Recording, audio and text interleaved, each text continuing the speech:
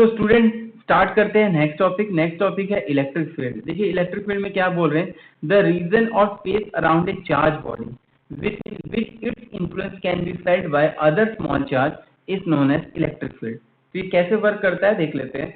देखिए मान लीजिए एक मैं रीजन बनाता हूँ, देख लीजिए मैं एक जैसे सपोज ये एक रीजन बनाता हूँ, सर्कल है। एक सपोज यहाँ पर एक कैपिटल क्यू चार्ज है, यहाँ पर एक कैपिटल क्यू चार्ज है, ये कैपिटल क्यू चार्ज है, और यहाँ पर एक क्यू नॉट चार्ज है, ये क्यू नॉट चार्ज। अब देखिए ये कैपिटल क्यू चार्ज ये भी पॉजिटिव है और ये क्यू नॉट ये भी पॉजिटिव है। तो कैपिटल क्यू इसके ऊपर क्या लगाएगा, फोर्स लगाएगा। सबको पता है ये कैपिटल क्यू इसके ऊपर लगाएगा फोर्स, ठीक है। अच्छा अगर मान लीजिए कि ये क्यू नॉट ना होता है यहाँ पे, जैसे मान लीजिए मैं क्यू नॉट को यहाँ से हटा देता हूँ कि ये क्यू नॉट होता ही नहीं, तो भी इसके चारों तरफ कैपिटल क्यू के चारों तरफ एक स्पेस या रीजन तो होता ही, जिस स्पेस या रीजन में अगर हम दूसरे चार्ज यानी क्यू नॉट को लेकर आते तो इसके ऊपर फोर्स लगता। अगर ये क्यू नॉट हमारा बाहर होता तो इसके ऊपर फोर्स नहीं लगता, लेकिन जैसे ही ये क्यू नॉट इसके पास आएगा, इस रीजन में एंटर कर जाएगा, तो इसके ऊपर फोर्स लगना स्टार्ट हो जाएगा। अगर ये क्यू नॉट ना भी रहे तो भी वो स्पेस या रीजन तो रहेगा ही रहेगा, वो क्यू के चारों तरफ वो स्पेस या रीजन रहेगा ही कि जिसमें हम क्यू नॉट को लाएं और क्यू नॉट के ऊपर फोर्स लगे। यानी कैपिटल क्यू के चारों तरफ का वो रीजन, कैपिटल क्यू के चारों तरफ का वो रीजन जिस रीजन में दूसरे किसी चार्ज को लाया जाता है तो उसके ऊपर फोर्स लगता है, तो उस स्पेस या रीजन को क्या बोलते हैं, इलेक्ट्रिक फील्ड। तो वही हमारा इलेक्ट्रिक फील्ड है। तो यही यहाँ पे डेफिनेशन है, द रीजन और space around a charge body within which its influence can be felt by other small charge is known as electric field. यही हमारा इलेक्ट्रिक फील्ड है। नेक्स्ट है यूनिफॉर्म इलेक्ट्रिक फील्ड। तो uniform electric field को भी देख लेते हैं स्टूडेंट। तो इसमें देखिए क्या है, अगर हम बात करें यूनिफॉर्म इलेक्ट्रिक फील्ड की, तो इसको मैं हटा देता हूं। सपोज यहाँ पर एक चार्ज प्लेट है, ये है एक पॉजिटिव प्लेट है, देख सकते हैं। अब इसके चारों तरफ, अब देखिए ये एक प्लेट है, तो इसके चारों तरफ अगर देखें तो यहाँ से एक फील्ड लाइन निकलती है, ऐसे इधर जाती है, ऐसे फील्ड लाइन, ऐसे ये फील्ड लाइन है। एक चीज मैं आप लोगों को पहले भी बता देता हूं कि सपोज एक पॉजिटिव चार्ज है प्लस क्यू, तो इससे फील्ड लाइन निकलती है बाहर की तरफ ऐसे, और एक नेगेटिव अगर मान लीजिए चार्ज है माइनस क्यू, तो इसमें फील्ड लाइन अंदर की तरफ आती है, अंदर की तरफ। इस चीज को अभी हम डिटेल में देखेंगे। फिलहाल अभी हम ये देख लेते हैं कि ये चार्ज प्लेट है, इससे देखिए फील्ड लाइन ऐसे बाहर की तरफ निकल रही है, क्योंकि मैंने क्या बताया, प्लस क्यू यानी मतलब कि पॉजिटिव चार्ज है, तो इससे फील्ड लाइन किधर निकलती है, बाहर की तरफ। तो इससे फील्ड लाइन ऐसे निकल रही है बाहर की तरफ। तो ये जो रीजन है ये आप देख सकते हैं यहाँ पे, ये पूरा रीजन, ये यूनिफॉर्म इलेक्ट्रिक फील्ड है। ये जो रीजन है आप ये देख सकते हैं, ये पूरा क्या है, यूनिफॉर्म इलेक्ट्रिक फील्ड। देखिए लाइंस एक दूसरे के पैरेलल जा रही हैं, लाइन एक दूसरे के पैरेलल जा रही है, तो ये कैसा फील्ड है, यूनिफॉर्म इलेक्ट्रिक फील्ड है। अगर यही लाइन हमारी इस तरीके से जा रही होती ऐसे, तो यहाँ पर इलेक्ट्रिक फील्ड क्या है, कम है, यहाँ पर इलेक्ट्रिक फील्ड क्या है, ज्यादा है, क्योंकि यहाँ पर सारी इलेक्ट्रिक फील्ड लाइन आपस में आके जुड़ नहीं रही है। मतलब इसको हम ऐसे बोल सकते हैं कि यहाँ पर इनका कंसंट्रेशन ज्यादा है, यहाँ पे इनका कंसंट्रेशन क्या है, कम है। तो यहाँ पर इलेक्ट्रिक फील्ड की वैल्यू क्या हो जाएगी, ज्यादा हो जाएगी, यहाँ पर इलेक्ट्रिक फील्ड की वैल्यू क्या होगी, कम होगी। तो ये हमारा कैसा हो जाएगा, नॉन यूनिफॉर्म इलेक्ट्रिक फील्ड। ये हमारा क्या है, यूनिफॉर्म इलेक्ट्रिक फील्ड। और ये हमारा क्या है, यहाँ पर हमारा इलेक्ट्रिक फील्ड अलग है, यहाँ पर हमारा इलेक्ट्रिक फील्ड अलग है।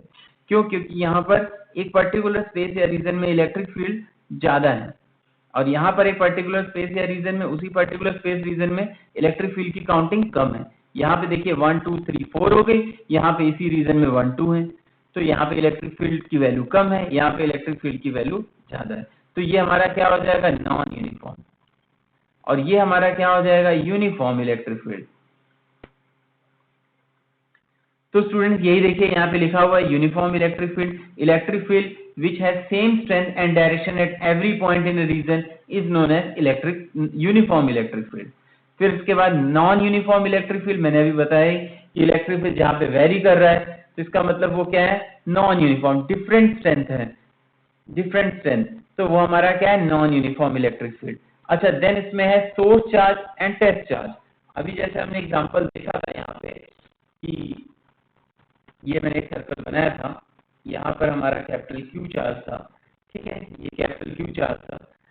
अब इसके और यहाँ पर हमारा क्या था, क्यू नॉट चार्ज था।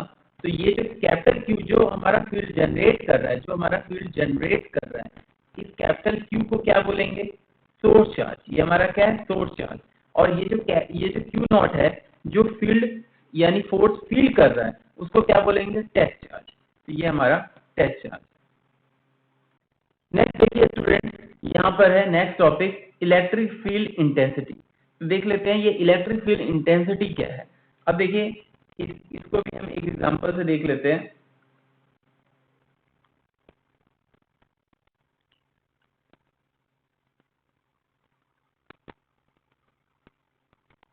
देखिए अब इसमें क्या है कि मैं फिर से एक सर्कल क्रिएट कर लेता हूँ। ये देखिए एक सर्कल है, ठीक है। अच्छा, अब देखिए यहाँ पर क्या है, यही हमारा capital Q charge, capital Q charge. अब मान लीजिए इस पर्टिकुलर पॉइंट की मैं बात कर रहा हूँ, यहाँ पर हमने क्यू नॉट को रखा हुआ है, ये क्यू नॉट को यहाँ पे रखा हुआ है। अब सिंपल सी बात है कि ये जो क्यू नॉट है वो कैपिटल क्यू के इलेक्ट्रिक फील्ड में एग्जिस्ट करता है, क्योंकि कैपिटल क्यू का जो इलेक्ट्रिक फील्ड है वो इस सर्कल से यानी स्फेयर से, एक तरीके से 3 डायमेंशन में बोला जाए तो इस स्फेयर से रिप्रेजेंट हो रहा है कैपिटल क्यू का इलेक्ट्रिक फील्ड। यानी इस स्फेयर के रीजन में, इस रीजन में अगर ये क्यू नॉट आएगा तो उसके ऊपर फोर्स लगेगा, ठीक है। अच्छा, अगर मैं यही बोलूं कि क्यू नॉट की वैल्यू हमारी सपोज 1 कूलम है, Q naught is equal to 1 coulomb है, तो अगर ये 1 कूलम है तो इसके ऊपर कितना फोर्स लगेगा, इसको मैं अगर कैलकुलेट कर लूं, अगर इसकी वैल्यू 1 कूलम है तो इसके ऊपर फोर्स कितना लगेगा, इसको मैं कैलकुलेट कर लूं, तो वही फोर्स इस पर्टिकुलर पॉइंट पर इस चार्ज की वजह से इलेक्ट्रिक फील्ड इंटेंसिटी कहलाएगा, इलेक्ट्रिक फील्ड इंटेंसिटी कहलाएगा। तो स्टूडेंट इस बात को ध्यान से समझिए कि ये क्यू नॉट है जो हमारा, Q naught is equal to 1 coulomb हो जाए, इसको मैं 1 कूलम ले लूं, यानी 1 कूलम टेस्ट चार्ज के लिए, 1 कूलम टेस्ट चार्ज के लिए जो फोर्स लगा रहा है कैपिटल क्यू, तो उस फोर्स को अगर हमने कैलकुलेट कर लिया तो वही फोर्स इस पर्टिकुलर पॉइंट पर इलेक्ट्रिक फील्ड इंटेंसिटी कहलाएगा ड्यू टू दिस चार्ज। यही चीज है। तो electric field intensity is equal to वो क्या गया, electric field intensity E is equal to हमारा F बाई क्यू नॉट हो गया, F बाई क्यू नॉट। क्यों, क्योंकि अभी हमने बोला कि अगर हम यहाँ पे देखिए, मैं अभी बता रहा हूँ कैसे होगा। देखिए अगर मैं यहाँ पे हमें क्या कैलकुलेट करना है, फोर्स कैलकुलेट करना है, तो एक बार फोर्स निकाल लेते हैं। तो force F is equal to क्या होगा, force F is equal to K capital Q Q naught upon suppose ये डिस्टेंस r, ये डिस्टेंस हमारी r अपॉन r स्क्वायर, यही होगा F is equal to this, ठीक है। अच्छा, अभी मैंने क्या बोला, हमें क्या निकालना है, यहाँ पर इलेक्ट्रिक फील्ड इंटेंसिटी। तो electric field intensity E is equal to क्या होगा, ये जो क्यू नॉट की वैल्यू अगर हम यहाँ पे क्या रख दें, 1 कूलम, क्यू नॉट की वैल्यू 1 कूलम रख दें, इट मींस इसको हम क्या करें, क्यू नॉट से डिवाइड कर दें, पूरी इक्वेशन को हम क्या करें, क्यू नॉट से डिवाइड कर दें, तो कर देते हैं। तो K Q naught upon are square, ये जो पूरा है इसको हम डिवाइड कर देते हैं, इसको हम पूरा किससे डिवाइड कर देते हैं, क्यू नॉट से डिवाइड कर देते हैं। तो क्यू नॉट से हमने इसको डिवाइड कर दिया, तो ये पूरा क्या था, ये पूरी टर्म क्या थी, एफ थी, ये पूरी टर्म हमारी एफ थी। तो यानी E इज इक्वल टू क्या आ गया हमारे पास, E इज इक्वल टू हमारे पास आ गया F बाई क्यू नॉट। ये चीज बच्चों ध्यान रखो स्टूडेंट्स कि यहाँ पे क्या होगा, E is equal to F by Q naught, यानी electric field intensity at any point is known as force upon just test charge का जो मतलब चार्ज है, यानी F by Q naught, E is equal to F by Q naught. तो student यही चीज यहाँ पर है।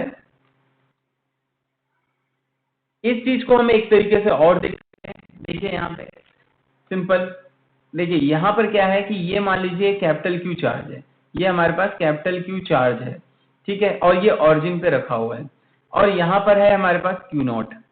अच्छा, क्यू नॉट का पोजीशन वेक्टर क्या है? R vector. ये पोजीशन वेक्टर है क्यू नॉट का, आर वेक्टर। तो इस साइड की डायरेक्शन क्या होगी? वो होगी आर कैप होगी, ये आर कैप हो गई, प्लस क्यू इसके ऊपर एक फोर्स लगाएगा, वो इस डायरेक्शन में लगाएगा, देखिए दिख रहा है आप लोगों, इस डायरेक्शन में फोर्स लग रहा है, ठीक है। तो अब इस पर्टिकुलर पॉइंट पे इलेक्ट्रिक फील्ड इंटेंसिटी ई फाइंड करनी है हमको, इलेक्ट्रिक फील्ड इंटेंसिटी इस पर्टिकुलर पॉइंट पे ड्यू टू दिस चार्ज हमें पता करना है। तो सबसे पहले हम क्या निकाल लेते हैं? फोर्स निकाल लेते हैं। तो फोर्स निकाल लेते हैं। देखिए फोर्स का फॉर्मूला यही होगा, फोर्स क्या होगा? 1/4πε0, 1/4πε0 capital q, q naught upon are square into r cap, क्योंकि ये डायरेक्शन क्या है? R cap. अच्छा, अब हम इलेक्ट्रिक फील्ड इंटेंसिटी यहाँ पे निकाल लेते हैं। तो electric field intensity E is equal to क्या होगा? F by Q naught. तो यानी ये जो फोर्स लग रहा था उसके अपॉन क्यू नॉट, तो कर लेते हैं। तो यानी सिंपल यहाँ पे हम लिख सकते हैं 1/क्यू नॉट, और ये जो फोर्स की वैल्यू थी ये 1/4πε0 q naught upon are square into r cap, ये हो गया। यानी इलेक्ट्रिक फील्ड ई की वैल्यू क्या हो गई हमारे पास? 1/4πε0। देखिए ये क्यू नॉट क्या होगा? कैंसिल हो जाएगा। 1/4πε0 q by r square into r cap, ये इलेक्ट्रिक फील्ड इंटेंसिटी आ गई, ठीक है। तो ये आर कैप इसकी डायरेक्शन बता रहा है। अगर सिर्फ मैग्नीट्यूड लिखना है तो ये मैग्नीट्यूड अगर हमको लिखना है तो मैग्नीट्यूड ये हो जाएगा 1/4πε0 क्यू बाई आर स्क्वायर। तो आपने देखा फोर्स के फॉर्मूले में क्या रहता है? 1/4πε0 capital q, q naught upon are square होगा। लेकिन इलेक्ट्रिक फील्ड के फॉर्मूले में क्या रहेगा? 1/4πε0 सिर्फ क्यू अपॉन आर स्क्वायर रहेगा, ये क्यू नॉट नहीं रहेगा। बस इतना फर्क है, आप स्टूडेंट समझ लीजिए। नेक्स्ट स्टूडेंट देखिए, electric field due to system of charges. System of charges यानी बहुत सारे चार्ज हैं, तो उनकी वजह से पर्टिकुलर पॉइंट पे इलेक्ट्रिक फील्ड इंटेंसिटी क्या होगी, ये भी हम फाइंड कर सकते हैं। देखिए बहुत सारे चार्ज हैं, जैसे देखिए यहाँ पर एक Q1 है, यहाँ पर एक Q2 है, यहाँ पर एक Q3 है, यहाँ पे Q4 है। तो अब ये पर्टिकुलर पॉइंट P पर इसकी वजह से, Q1 की वजह से, Q2 की वजह से, Q3 की वजह से, Q4 की वजह से नेट इलेक्ट्रिक फील्ड इंटेंसिटी क्या होगी वो हमें पता करना है।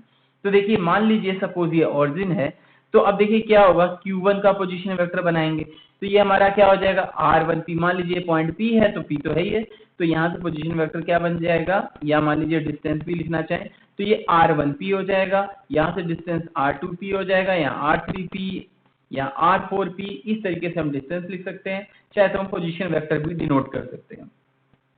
अच्छा, अब Q1 जो है इस पॉइंट के ऊपर क्या लगाएगा? फोर्स इस डायरेक्शन में, यानी इलेक्ट्रिक फील्ड की डायरेक्शन ये होगी, E1 दिस साइड, अब E2 this side, E3 this side, E4 this side. तो जितने भी इलेक्ट्रिक फील्ड हैं उन सबको अगर हम कैलकुलेट कर लें और आपस में इनका वेक्टर सम कर दें तो नेट इलेक्ट्रिक फील्ड यहाँ पर आ जाएगा। तो मैं इलेक्ट्रिक फील्ड लिख के दिखा देता हूँ। देखिए E1 की वैल्यू लिखते हैं सबसे पहले। E1 हमारा ये वेक्टर है इलेक्ट्रिक फील्ड, तो E1 इज इक्वल टू 1/4πε0, ठीक है। अच्छा, किसकी वजह से है? Q1 की वजह से। P पॉइंट को तो लेंगे नहीं, सिर्फ Q1 की वजह से, तो Q1 अपॉन P तक डिस्टेंस कितनी है? R1P का स्क्वायर, ठीक है। और यही पोजीशन वेक्टर भी ले लेंगे, मतलब ये डायरेक्शन ले लेंगे, तो ये क्या हो जाएगा? R1P का कैप।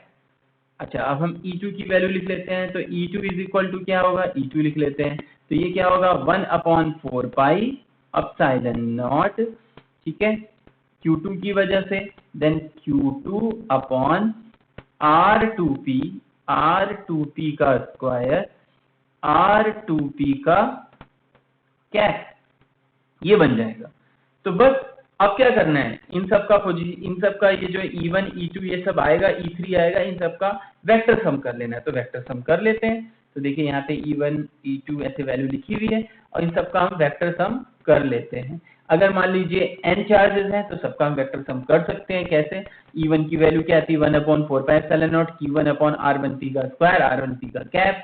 E2 की वैल्यू इसी तरह से 1/4πε0 Q2/r2p का स्क्वायर r2p का कैप। मान लीजिए ns वाला चार्ज है तो उसकी वैल्यू क्या हो जाएगी इलेक्ट्रिक फील्ड की En की 1/4πε0 Qn/rnp का स्क्वायर rnp का कैप। ये हो गया। बस इसको फिर हमें क्या करना है सिग्मा में लिख लेना है। तो सिग्मा में लिखना मैंने आप लोगों को फोर्स वाले में भी बताया था। जो चीज ये 1/4πε0 हम बाहर ले सकते हैं। तो यहाँ से 1 से वैल्यू शुरू हो रही है, यहाँ से आप देख सकते हैं 1 से वैल्यू शुरू हो रही है, n तक जा रही है। यहाँ पे i = 1 से n लगा देंगे Qi/r1p का स्क्वायर।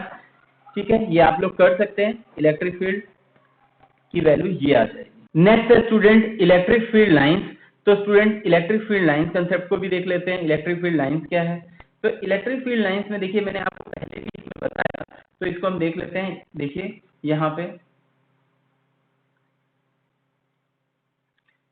देखिए अभी मान लीजिए ये कैपिटल Q चार्ज है, ठीक है। तो अब ये लेकिन प्लस है, ठीक है, ये प्लस, ठीक। अब ये प्लस है तो इससे जो फील्ड लाइन निकलेंगी बाहर की तरफ निकलेंगी। मैंने पहले बताया ये फील्ड लाइन ऐसे निकली, ये फील्ड लाइन ऐसे निकली, ये फील्ड लाइन ऐसे निकली, ये फील्ड लाइन ऐसे निकली, ये फील्ड लाइन इधर ऐसे निकली। फील्ड लाइन किधर निकलेंगी? प्लस से बाहर की तरफ।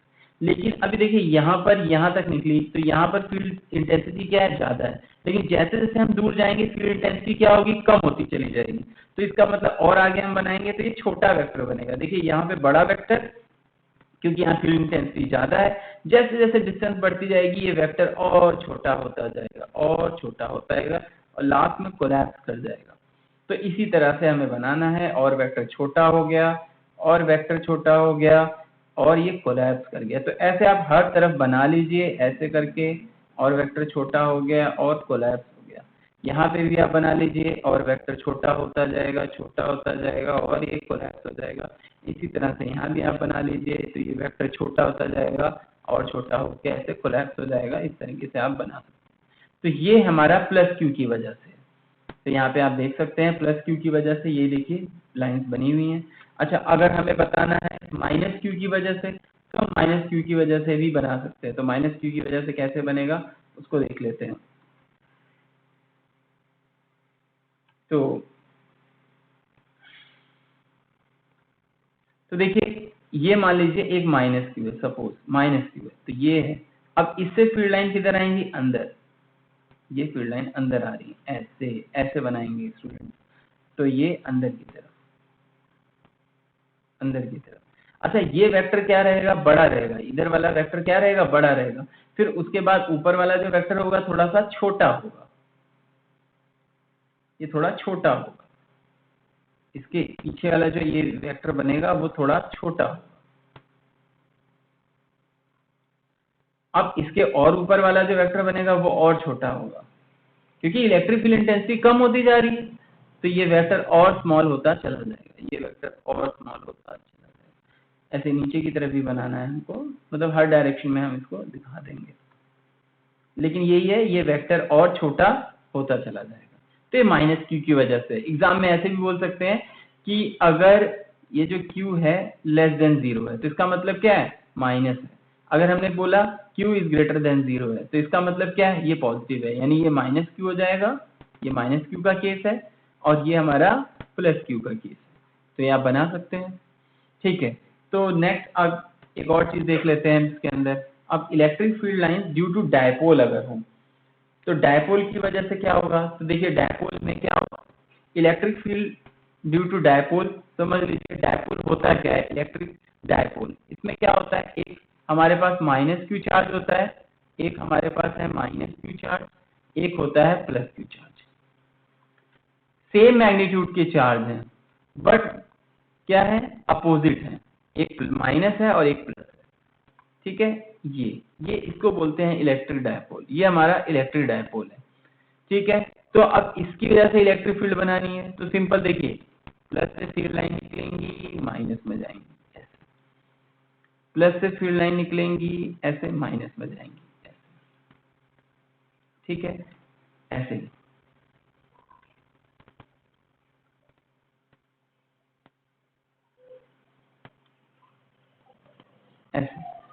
ठीक है, इसको आप क्लियरली यहाँ पे देख सकते हैं। देखिए यहाँ पर आप स्टूडेंट देख सकते हैं, देखिए यहाँ पर एक प्लस क्यू चार्ज है, ये प्लस क्यू चार्ज है, यहाँ पे एक माइनस क्यू चार्ज है। तो प्लस क्यू से फील्ड लाइन निकल रही है, माइनस में जा रही है, प्लस क्यू से फील्ड लाइन निकल रही है, माइनस में जा रही है। देखिए ये जा रही है इस तरीके से, और ये फील्ड लाइन यहाँ से देखिए निकल रही है, ये हमने शो नहीं किया हुआ है, तो ये माइनस में जा रही है, एक लूप बना रही है। तो ये इलेक्ट्रिक फील्ड लाइन है डायपोल की वजह से। ठीक है, तो अब नेक्स्ट देखिए यहाँ पे देख सकते हैं कि अगर एक ये भी प्लस हो, ये भी प्लस हो, तो उस केस में क्या होगा, प्लस से फील्ड लाइन ऐसे बाहर निकलेंगी, ऐसे बाहर निकलेंगी, लेकिन यहाँ माइनस क्यू तो है ही नहीं, तो उसमें जाएंगी नहीं। तो इससे फील्ड लाइन ऐसे निकलती जाएंगी, इससे भी फील्ड लाइन ऐसे निकलती जाएंगी। तो ये वो केस है कि जब दो प्लस साथ में हो। तो आई थिंक स्टूडेंट ये कंसेप्ट समझ में आ गया होगा।